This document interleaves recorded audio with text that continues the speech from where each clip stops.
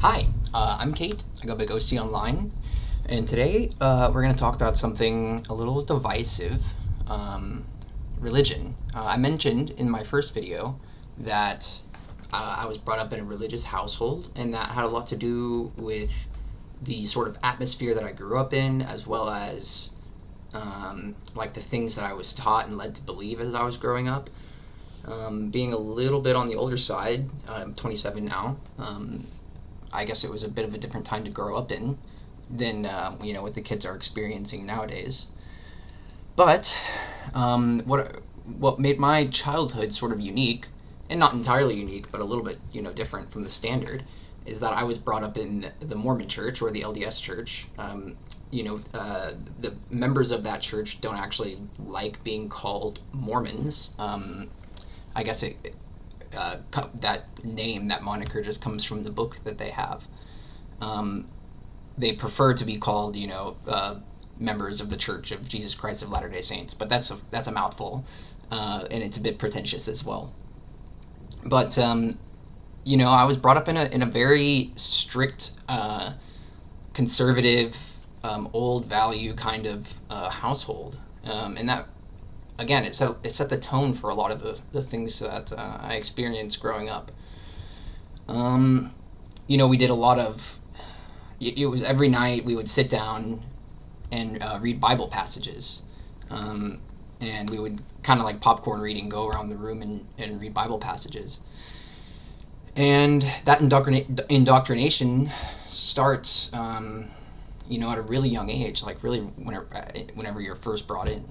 Um, I guess what I should mention is a big part of the reason why I wanted to talk about this today is that my mom, my adopted mom, um, she sent me a Reddit thread that is sort of discussing it's an exmo, a person that was previously associated with the church, talking about their experience and their grievances and stuff with the church. I personally don't consider my issues with the church to be grievances.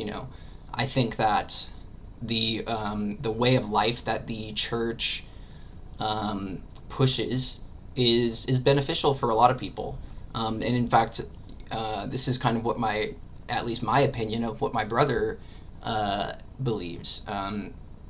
He is a devout member of the Church of Jesus Christ of Latter-day Saints. He's a devout Mormon, but in my opinion, I'm not sure that he buys into all of it. I just think that he buys into the lifestyle.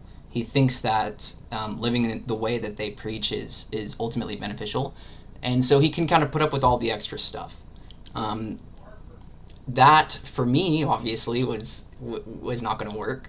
Um, Living the way that I want to live is not acceptable within the standard of the church. Homosexuality is heavily looked down upon. Of course, transitioning, anything non-standard really was looked down on in a lot of ways. But mentioning the Reddit thread, I was going to kind of just talk about a few of the things that this poster. And I'll include the thread, a link to the thread in the description, but kind of a few of the things that the poster talks about. And a lot of what they talk about is in relation to the temple, which is a big enigma for a lot of people who are not associated with the church. And even for people who are associated with the church, the temple is it's like touted as like this. It's considered a sacred place and a sacred event, right? Like going to the temple is sacred, and so you make a whole day out of it, and there are several different rituals and rites that they perform inside the temple. But for me, I was, I guess, generally curious about all of the rites and stuff. But for the most part, what stood out to me about the temple was the temple recommend system that they have. So basically, if you're a member of the church and you would like to go to the temple, you of course have to be a certain age before you can do certain rituals and rites, and then after that you have to be married to do certain things. But regardless, if you want to go to the temple, you have to receive a temple recommend. So in order to receive a temple recommend, you speak to your bishop, who is like the appointed leader of one single congregation, right? So like 100 people or less, usually less than 100 people. And so the bishop, you will go to your bishop and you'll say, hey, I want to temple recommend. And so you'll schedule a time to sit down for an interview. And you sit down and basically just talk about whether you think you're worthy to enter the temple or not. And of course, with a person like me who suffers with, I suffer with my confidence and self-assurance and things of that nature. There was never an instance where I felt worthy enough, you know what I mean? Like, what was worthy enough and what was good enough. And they have questions. The bishop has questions that he's supposed to ask you. And if you fail, you fail. You don't get your temple recommend. It's really not a huge deal. But the way that it, just by nature of who has a temple recommend, who is temple worthy and who is not, it does break up the congregation in a lot of ways, especially whenever it comes to people who are new to the church and trying to convert into it. It's an othering sort of tactic, or it feels like an othering tactic. It's like this select group of people who hold temple recommends are the worthy group of people, and that was the aspect of the going to the temple that stood out to me the most and made most of it, the biggest impact on me as a person. Another thing that this person, this individual,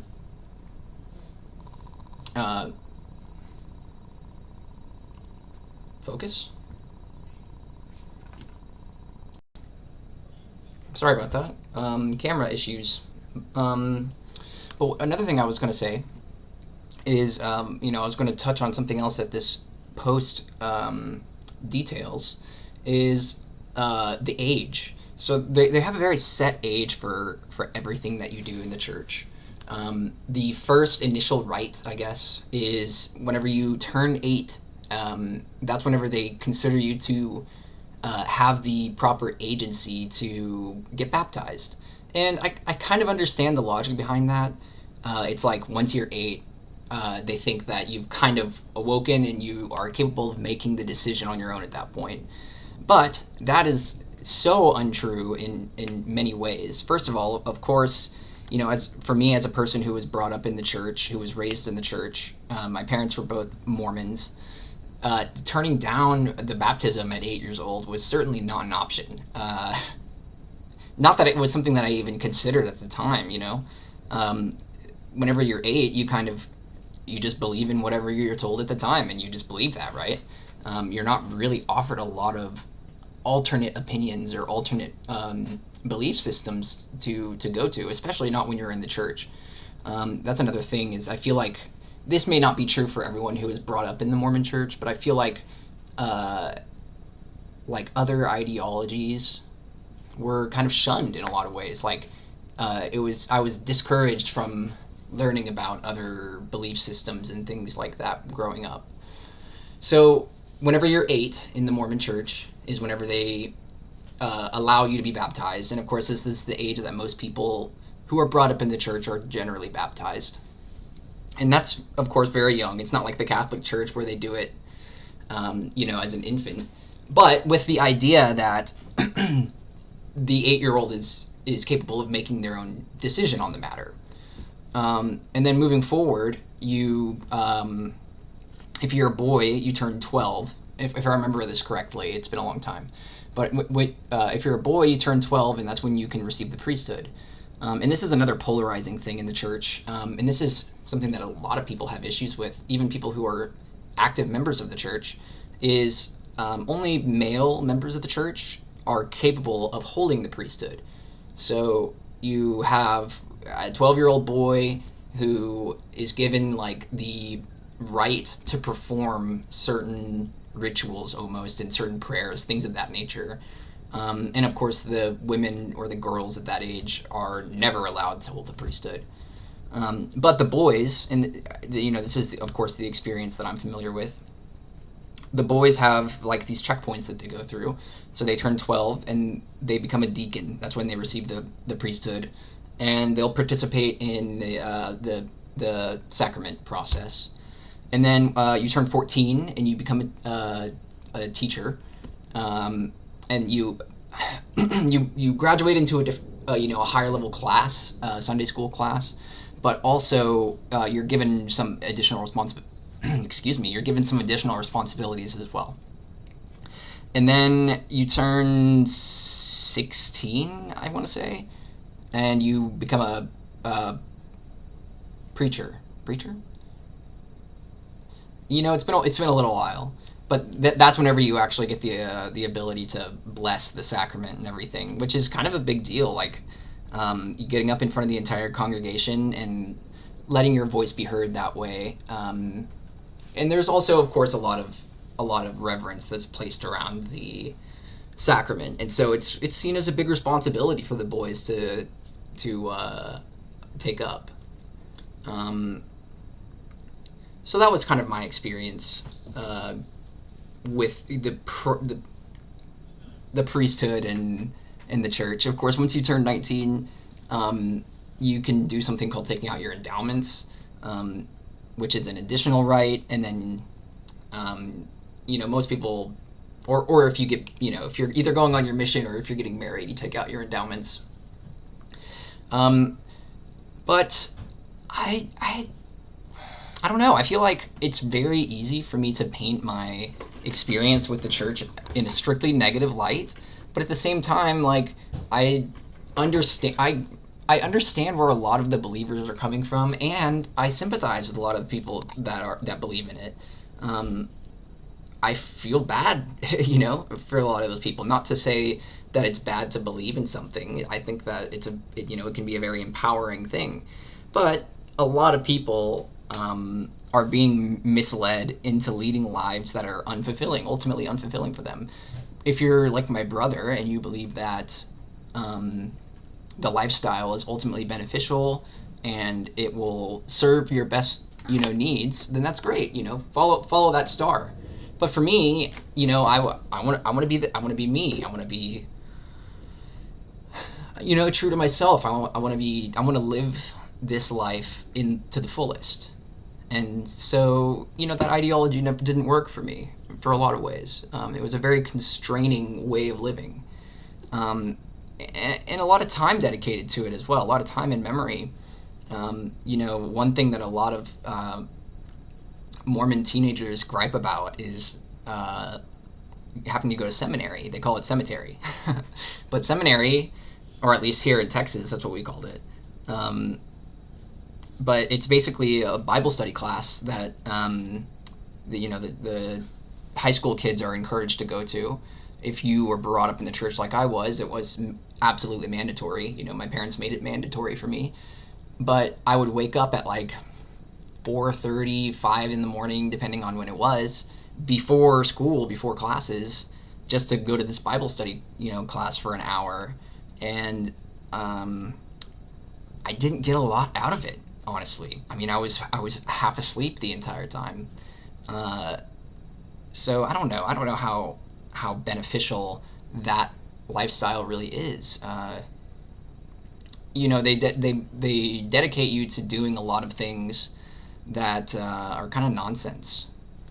And so I don't know. I guess if anything, maybe I'll talk about this more in the future whenever I have more I want to say. But if anything, I would just say, live whatever lifestyle works best for you, right? Like if you find something, an ideology or just a thought, a way of life, a job, whatever it is that works for you and makes you happy, fulfills all of your needs, then that's all that really matters, beyond the big questions of like, is this church true or is this God real or whatever. I just think that those aren't even things that need to be factored into the equation at that point, if you found a way that works for you. And yeah,